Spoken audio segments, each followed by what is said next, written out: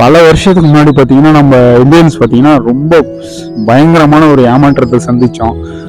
அந்த ஏமாற்றத்தினால சில பேர் அழுவலாம் செஞ்சாங்க. நானும் அதில் ஒரு ஆள். நம்மள பாதி பேர் பார்த்தீங்கன்னா அப்போ ரொம்ப சின்ன வயசில் இருந்தோம். இப்போ சரியா 20 வருஷம் கழிச்சு அந்த ஏமாற்றத்தை சரி செய்யறதுக்கு ஒரு சந்தர்ப்பம் கிடைச்சிருக்கு. அந்த ஏமாற்றத்தை நம்மளால யாரும் சரி செய்ய முடியாது.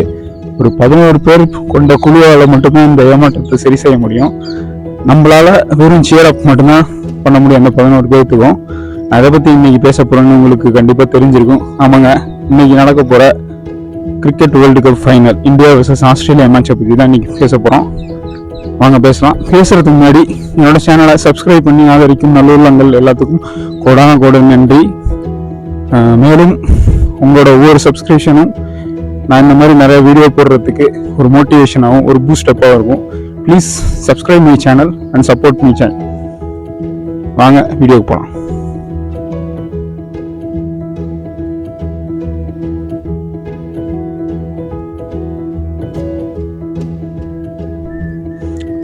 இருபது வருஷத்துக்கு முன்னாடி பார்த்தீங்கன்னா அது ஒரு ஆனுவல் எக்ஸாம். எனக்கெல்லாம் பார்த்தீங்கன்னா ஒரு ஆனுவல் எக்ஸாம் நான் ஒரு 8th 7th படிச்சுக்கிட்டு இருந்தேன். அந்த எக்ஸாமை கூட பெருசாக மதிக்காமல் இந்த மேட்சை பார்த்தே ஆகணும்னு சொல்லிட்டு பயங்கரமாக எதிர்பார்த்து பார்த்த மேட்ச் தான் பார்த்தீங்கன்னா 2003 நடந்த world cup India versus Australia final. அந்த மேட்ச்சில் கடைசியில் நமக்கு கிடைச்சது ஒரு பெரிய ஏமாற்றம். எல்லா மேட்சும் நல்லா விளையாண்டுட்டு இருந்த இந்தியா, அஃப்கோர்ஸ் அந்த சீரீஸில் பார்த்தீங்கன்னா இந்தியா பார்த்தீங்கன்னா ஆஸ்திரேலியாவோட ஏற்கனவே ஒரு லீக் மேட்ச்சில் தோத்துருந்துச்சு. அப்போ பார்த்தீங்கன்னா ஆஸ்திரேலியா பயங்கரமான ஒரு பலமான டீமாக இருந்துச்சு. நம்ம இந்தியன்ஸால் அந்த ஆஸ்திரேலியாவை சரி கட்ட முடியல அந்த ஃபைனலில். ஸோ அந்த ஃபைனல் வந்து நம்ம எல்லாத்துக்கும் ஒரு பயங்கர ஏமாற்றமாக இருந்துச்சு. அந்த ஃபைனல் தோற்றதுக்கப்புறம் நிறைய பேர் பார்த்தீங்கன்னா நம்ம மேட்ச்சில் செஞ்சுரி அடித்த பாண்டிங்கோட பேட்டில் பார்த்தீங்கன்னா ஸ்ப்ரிங் இருக்குது, அது இருக்கு இது இருக்குன்னு சொல்லிட்டு அந்த மேட்ச் வந்து மறுபடியும் வேர்ல்டு கப் நடக்க போகுது அப்படின்னு சொல்லிட்டு நிறைய வதந்திகள் பரவிக்கிட்டு இருந்துச்சு. பட் நம்ம அந்த தோல்வியை ஒரு ஸ்போர்ட்ஸ் ஸ்பிரிட்டோட ஏற்றுக்கிட்டு தான் ஆகணும்.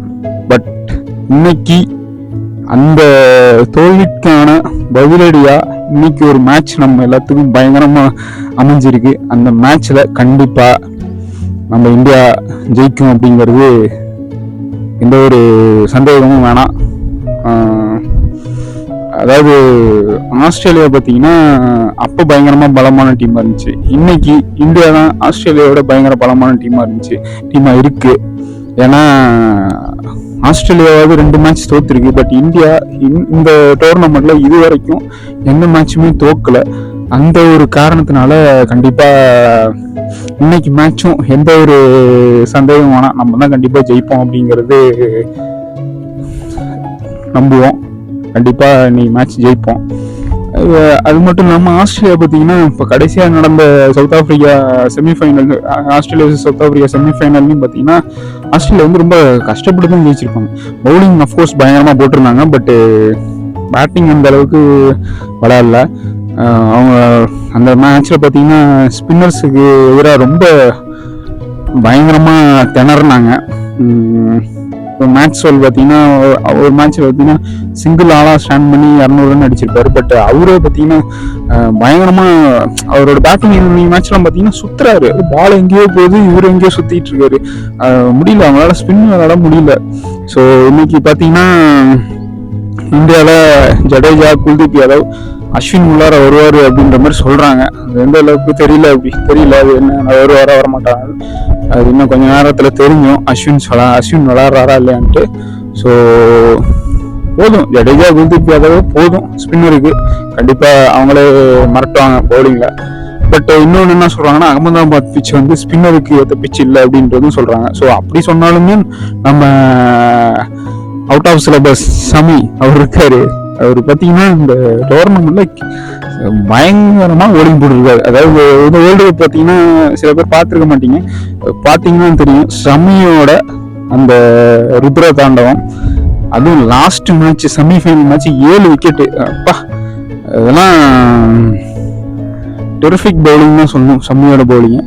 ஸோ சம்மி இருக்காரு, பும்ரா இருக்காரு, சிராஜ் இருக்காரு, ஸோ பவுலிங்கை பொறுத்த வரைக்கும் இந்தியா வந்து கண்டிப்பாக நீங்கள் மறட்டுவாங்க, அது எந்த ஒரு சந்தேகமும் இல்லை. அதே மாதிரி நம்ம இந்தியன் பேட்டிங் எடுத்துக்கிட்டோம்னா ரோஹித் சர்மா கேப்டன், அவர் பார்த்தீங்கன்னா நல்ல ஒரு நாக் விளாண்டுட்டு இருக்காரு. கண்டிப்பாக ஒரு கேப்டன்ஷிப்பான ஒரு இன்னைக்கு மேட்ச் கேப்டன்ஷிப் மேட்ச் இன்னைக்கு கண்டிப்பாக விளையாடுவார். அடுத்து பார்த்தீங்கன்னா சுப்மன் கில்லுக்கு வந்து அகமதாபாத் வந்து ஒரு ஹோம் கிரவுண்ட் மாதிரி.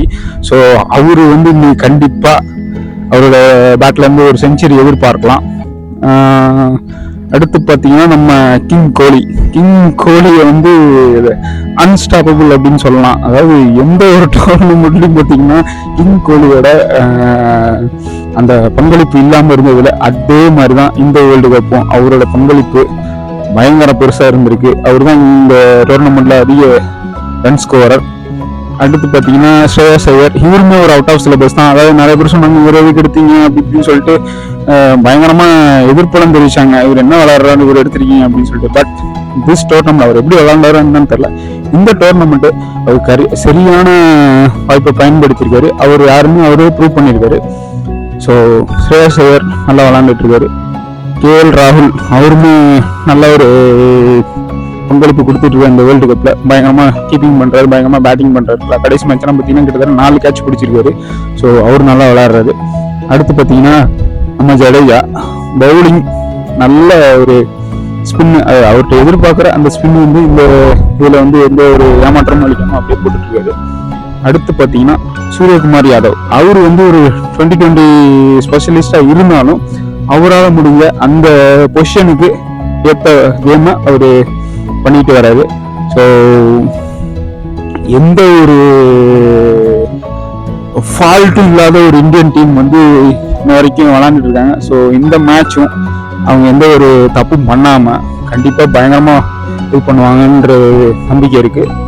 அதே மாதிரி அதே இதில் ஆஸ்திரேலியாவும் நம்ம வந்து குறைச்சி எடை போடக்கூடாது. அவங்க பார்த்தீங்கன்னா ஆஸ்திரேலியா வந்து ஒரு லீக் மேட்சோ இல்லை செமிஸோ பார்த்தீங்கன்னா ஆஸ்திரேலியா ஒரு இதாக விளையாடுவாங்க. ஓகே, ஒரு நாங்களும் ஒரு டீம் அப்படின்ற மாதிரி விளையாடுவாங்க. பட் ஃபைனலுக்கு போயிட்டா ஆஸ்திரேலியாவோட கேமே பார்த்தீங்கன்னா அது வேற லெவலுக்கு இருக்கும். ஸோ ஆஸ்திரேலியா பார்த்தீங்கன்னா அவங்க வந்து ஃபைனலில் அது ஒரு வேற மாதிரியான ஒரு டீமா இருக்கும். ஸோ இந்த இன்னைக்கு மேட்ச்ல எந்த ஒரு பஞ்சமும் இருக்காது. இந்த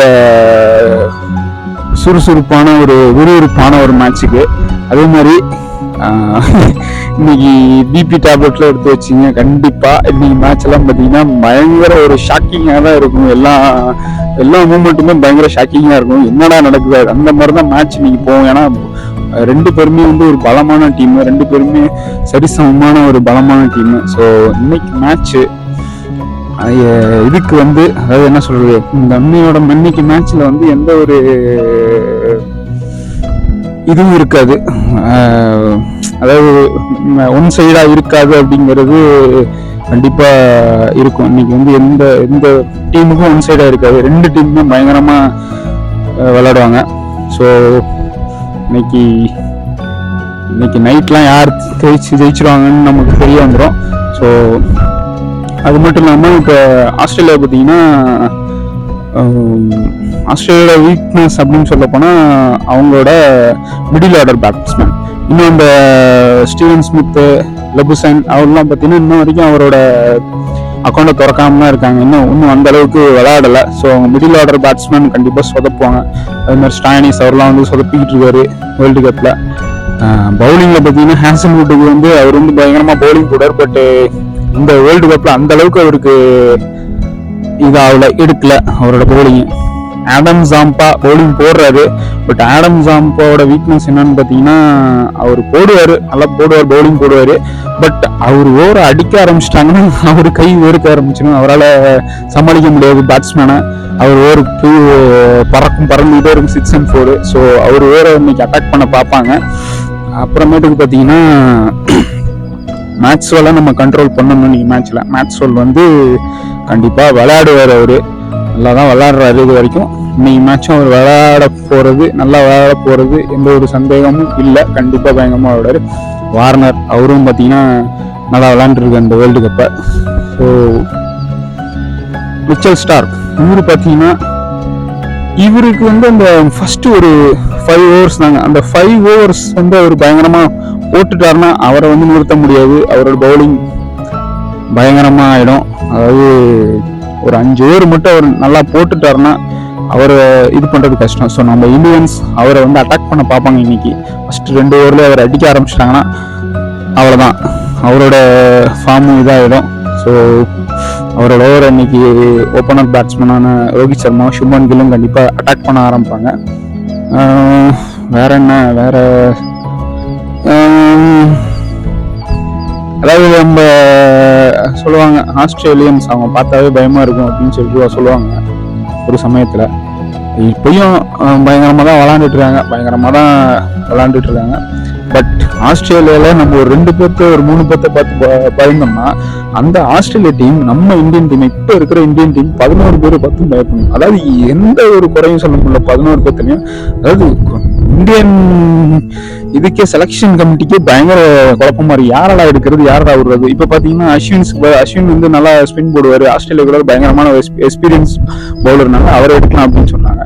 பட் பிளேயிங் 11 பயங்கரமா விளையாண்டு இருக்கனால எந்த ஒரு டிஸ்டர்பன்ஸும் பண்ண வேணாம் அப்படிங்கறதும் சொல்றாங்க. இது ரெண்டுமே ஏத்துக்கிற மாதிரி தான் இருக்கு. ஸோ இந்த மாதிரி ரொம்ப குழப்பமா இருக்கு. அதாவது ஒரு காலத்துல பாத்தீங்கன்னா பிளேயர்ஸ் யார் இருக்கான்னு சொல்லி செலக்ட் பண்ண கமிட்டி இப்ப யாரடா எடுக்கிறது யாரடா விடுறது அந்த மாதிரி ஆயிடுச்சு. ஸோ ஆஸ்திரேலியன் டீம் பார்த்து நம்ம பயந்தா, ஒரு 2-3 பேர் பார்த்து ஆஸ்திரேலியன் டீம்ல பயந்தா, நம்ம இந்தியன் டீமை பார்த்து ஆஸ்திரேலியா டீம் 11 பேரை பார்த்தும் பயப்படணும்.